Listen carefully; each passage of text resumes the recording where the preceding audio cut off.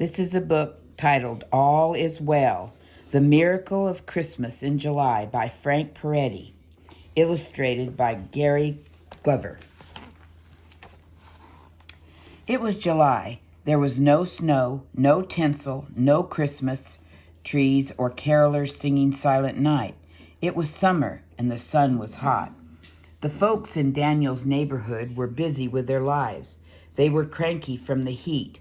No one was thinking about Christmas. Ruth, Daniel's mom, didn't want to think about Christmas either.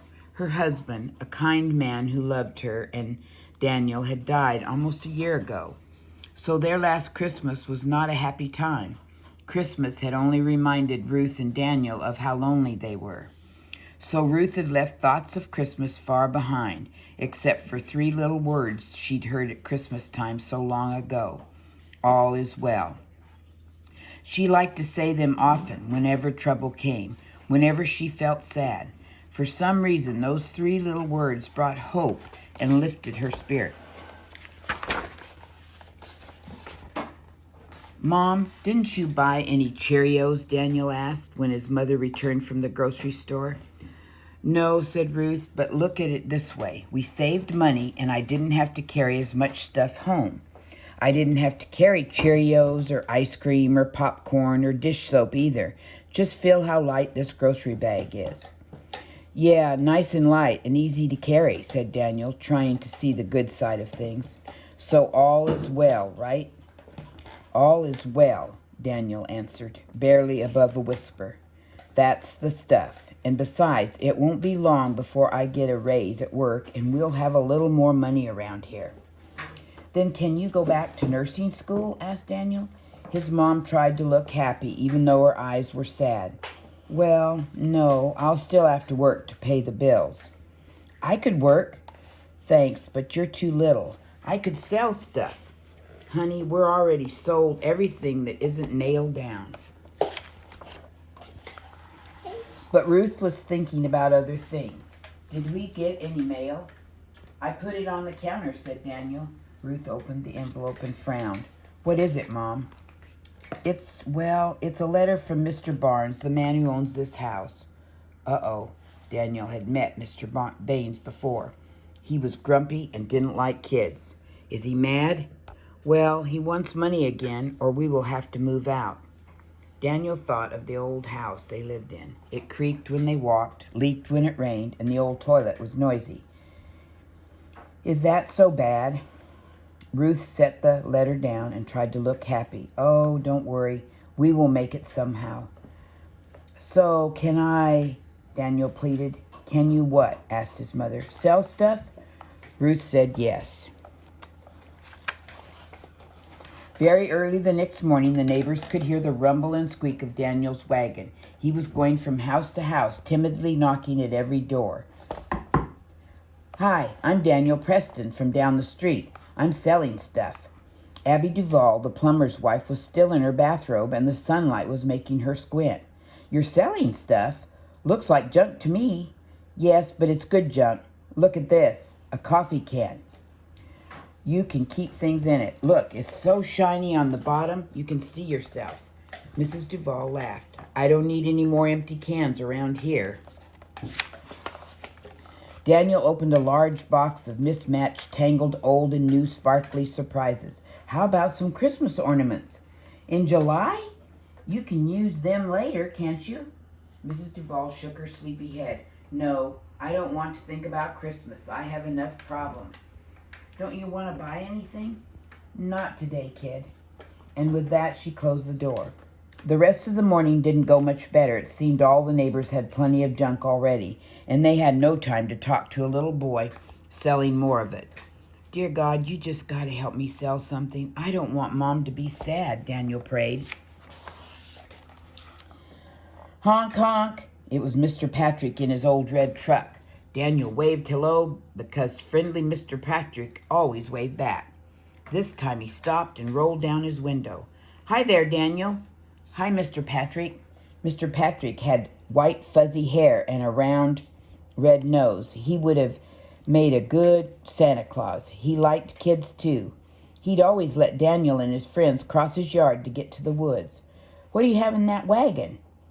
I'm selling special stuff today. Want to take a look?" Mr. Patrick parked his truck and got out. He was dirty. He'd been working at the gardening store again. "I've got a shiny coffee can or a nice egg carton, or how about this can opener?" "What's in the box?" asked Mr. Patrick. "Oh, that's Christmas stuff. I guess it's the wrong time of year. Nobody wants to buy it now." Let me see it." Daniel opened the box, and the sunlight danced across the silver and gold sparkles. Mr. Patrick carefully picked up each piece: a toy soldier, a teddy bear, a silver star, a paper chain. Then he must have seen something that touched his heart. He picked it up and held it in his hand. Then he looked at Daniel with soft, loving eyes. "Why are you selling all these things, Daniel?" "So we don't have to move," said Daniel, "and Mom can go back to nursing school like she's always wanted." "I'll give you $10 for the whole box," said Mr. Patrick. Daniel couldn't even talk. His eyes and mouth were stuck wide open. Mr. Patrick pulled out a crinkled $10 bill and put it in Daniel's hand. "Merry Christmas." $10? Wait till I show Mom." Daniel threw open the front door that wobbled. He ran across the old floor that creaked and found his mom on the couch. "Mom, look!" He held up the $10 bill. "Now we don't have to move, and you can go back to nursing school." "Oh, Daniel, that's wonderful." Ruth tried to sound cheerful, but her eyes were red, and Daniel knew she had been crying. "What's the matter, Mom?" "Oh, nothing. We are doing great, and you are really being helpful. $10, wow." But Daniel could not feel good. He could only stare at his mom's sad face. "Mom, tell me, how come?" "How come what?" "How come all is well? You always used to tell me how come every Christmas, remember?" "Well, of course I remember." "It's because—" But Ruth could not remember. She just sat there and could not say a word. When Mr. Lloyd opened the front door, there was Mr. Patrick. "Hello, Doris, and how are you doing today?" Mrs. Lloyd was sitting in a wheelchair and was not feeling well at all, but she managed to smile at Mr. Patrick. "I'm okay, I guess. I suppose you have had a visit from little Daniel selling his special treasures?" asked Mr. Patrick. "Sure did, but I'm afraid I did not buy anything." "Well, Doris, I did buy something for you." Mr. Patrick reached into his pocket and brought out a small special treasure. He placed it in her hand. When she saw what it was, tears came to her eyes. She clutched it to her heart and smiled up at him. "You bought this from Daniel?" "Oh, yes. How could he possibly sell it?" "So he and his mother won't have to move out of their house." Mrs. Lloyd gasped. Mr. Patrick nodded back. "I may need your help, Doris. May I call on you later? I have many other stops to make today." Mrs. Lloyd looked once more at the treasure in her hand and replied, "Please do." That night, Daniel lay in his bed, unable to sleep. When his mother felt sad, he felt sad, and when $10 could not cheer her up, he felt even worse. When his eyes finally closed, he felt more than sad. He felt afraid. The next morning, he sat in the empty kitchen, eating the very last of the Cheerios. He kept saying those same 3 words to himself: "All is well, all is well." And he asked himself, how come all is well? He thought of Mr. Patrick and the $10. Then he remembered what Mr. Patrick said when he put the $10 in his hand. "Merry Christmas." Daniel gasped. He dropped his spoon. His eyes grew wide. When Ruth came in to say good morning, she saw the back door swinging, and she heard Daniel's footsteps running down the back steps. "Daniel, Daniel, where are you going?" Too late. Daniel was gone and not looking back. There was something Daniel had to find. It must have been in that box he sold. So off he went to Mr. Patrick's. "Mr. Patrick, please, I need to buy back one of those Christmas things. It was a little dangly thing on a string, and it had glittery letters on it." "The little clay one?" "That's it." "Oh, Daniel, I'm so sorry, but I don't have it anymore." "You don't have it?" "I gave it to Mrs. Lloyd. She wasn't feeling well lately, and I thought it might make her happy, so I gave it to her." Before Mr. Patrick could say anything more, little Daniel was running across to Mrs. Lloyd's house. Mrs. Lloyd! Mrs. Lloyd! No one answered. Mrs. Lloyd, please! Daniel started to cry. Please, Mrs. Lloyd, I need to get it back. But Mrs. Lloyd was not home. Daniel stood alone on her front porch with no one to hear his cries.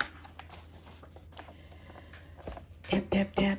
Donald looked up, wiping his eyes. Hello, came a voice. Anyone home? It was Mr. Patrick. Daniel jumped up. Ruth stood up, and as they looked at the front door, they could see Mr. Patrick's red nose poking in. Mr. Patrick, said Ruth, come in.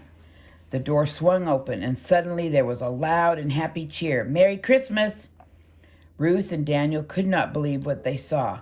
Mr. Patrick wasn't alone on the front porch. The Smiths were there, and so were the Dunbrowsies, with the funny accents, and Mr. Ketchum, who carved wood, and Mr. and Mrs. Peringer from the big green house with the windmill were there too, and the Buxtons, who had that big white dog, and some other people. Daniel didn't even know where they were, but they were neighbors, every one of them. Daniel had seen their faces because he had knocked on all their doors. We all got together and brought you a little something, said Mr. Patrick, reaching back to Mr. Smith so Mr. Smith could hand him a shoebox. We don't want you to have to move. We like having you here. Ruth gasped her hands over her mouth, and then she began to cry. Daniel was too small, so Mr. Patrick lowered the box so he could look inside. It was full of money, more money than Daniel had ever seen in his life. Now we can pay back Mr. Baines. That's right, Daniel, said Mr. Patrick. Oh, and there is someone here to see you. The crowd parted, and through the opening came an old lady in a wheelchair. Her eyes met Daniel's, and her lips turned up into a smile. Hello, Daniel. I'm sorry I was not home. I was at a very important meeting. Mrs. Lloyd looked around at her neighbors, a meeting with all those wonderful people. She reached into a purse and brought out a small object. I believe you were looking for this. Daniel took it from her wrinkled hand and showed it to his mother. Mom, it's back. It was the little Christmas ornament, a funny shape of clay on a string. Ruth took it and gently turned it over in her hand, and some of her fondest memories came flooding back. Daniel, where did you find this? It was in a box with some other Christmas stuff.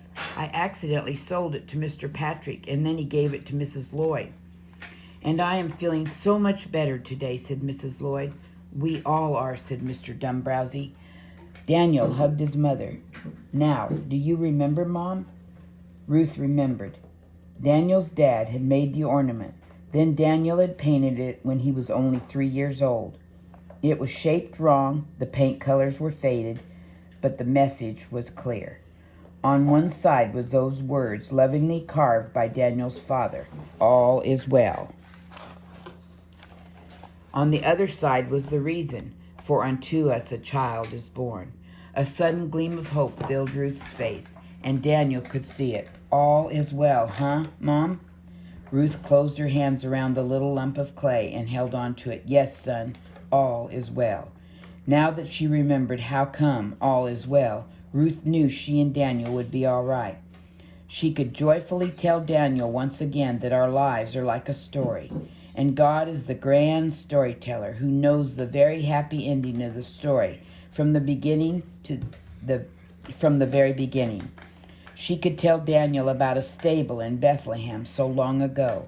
There God came to earth as a baby so he could be a part of our story, and he came to stay with us until our story is completed his way, in his name and for his glory.